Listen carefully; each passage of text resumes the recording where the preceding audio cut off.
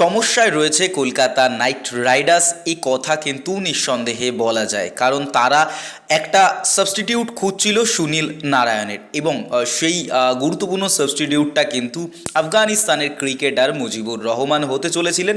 এটা আমরা বুঝতে পারছিলাম কলকাতা নাইট রাইডার্স ম্যানেজমেন্টের যে পরিবর্তন আনছে সেই হিসাবে। তো সেখান থেকে দাঁড়িয়ে এই মুজিবুর রহমানকে আর আইপিএলে খেলতে দেখতে পাওয়া যাবে না। কলকাতা নাইট রাইডার্স জার্সিতে আমাদের দেখতে পাওয়া হবে না হয়তো মুজিবুর রহমানকে, হয়তো কি এই মুহূর্তে শিওরি ধরে নাও। তো এই প্লেয়ারটি দেশের হয়ে কেন্দ্রীয় চুক্তিতে, মানে তাদের বোর্ডের যে ডিল আছে সেখানে কিন্তু এগ্রি করেনি। সেই চুক্তি এগ্রি না করে সে বিভিন্ন দেশের ফ্র্যাঞ্চাইজি লিগে খেলতে চাইছিল। তো সেখানে দাঁড়িয়ে বোর্ড কিন্তু একেবারে সাফ মানা করে দিয়েছে যে তোমরা বোর্ডের চুক্তিতে যখন সাইন করোনি তখন গিয়ে তোমাদের আর আইপিএল খেলতে হবে না। শুধু আইপিএল কেন, ফ্র্যাঞ্চাইজি কোনো ক্রিকেটই, কোনো দেশেরই ক্রিকেট খেলতে পারবে না তোমরা। মোটামুটিভাবে তাদের যে এনওসি দেয়া হয়েছিল সেটাও কিন্তু ক্যান্সেল করে দেয়া হয়েছে। এবার তো কলকাতা নাইট রাইডার্সের একটা সাবস্টিটিউট প্রয়োজন এই প্লেয়ারের পরিবর্তে, এবং আগামী দিনে যে নারিনের রিপ্লেসমেন্ট হবে। এই মুহূর্তে দাঁড়িয়ে কলকাতা নাইট রাইডার্সের হাতে তিনটে এমন নাম আছে। আসুন দেখে নেওয়া যাক কোন তিনটে নাম রয়েছে কলকাতা নাইট রাইডার্স ম্যানেজমেন্টের হাতে মুজিবুর রহমানের সাবস্টিটিউট হিসাবে। প্রথম নামটি হলো তারবেজ শামসি। দক্ষিণ আফ্রিকার এই স্পিনার কিন্তু লেগ স্পিন করে থাকেন এবং বিশ্বের বিভিন্ন দেশের লিগ ক্রিকেটে খেলে থাকেন।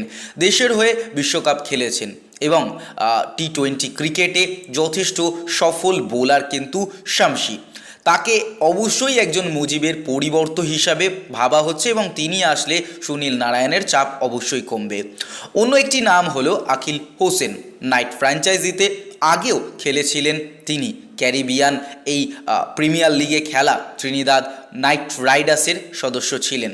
তিনি অবশ্যই একজন বাঁহাতি স্পিনার এবং বলের পাশাপাশি কিন্তু দারুণভাবে ব্যাট করতে পারেন।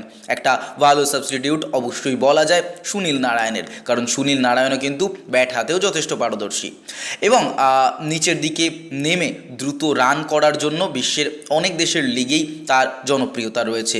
তাকে নিতেও গৌতম গম্ভীরের দল কিন্তু আগ্রহী রয়েছে। অন্য আরেকজন কিন্তু আদিল রাশিদ, ইংল্যান্ডের অভিজ্ঞ স্পিনার। কোন দল নিলামে কিন্তু তাকে কেনেনি, কিন্তু ক্রিকেটের 3 ফরম্যাটেই ভালো স্পিনার হিসাবে পরিচিত কিন্তু রশিদ।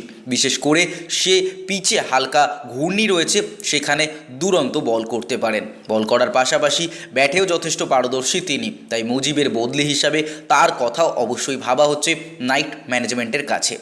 তো মোটামুটি এই 3 ক্রিকেটার কিন্তু পরিবর্তন হিসাবে ভাবা হচ্ছে যে এই সময় মুজিবের পরিবর্তন হিসাবে আসতে পারে বা আগামী দিনে সুনীল নারায়ণের একটা ভালো সাবস্টিটিউট হতে পারে। তো তোমাদের কোন ক্রিকেটারকে বেশি পছন্দ এদের মধ্যে থেকে অবশ্যই কমেন্ট বক্সে কমেন্ট করে জানাও, আর ভিডিওটা অবশ্যই লাইক করে দিও। দেখা হচ্ছে আগামী ভিডিওতে।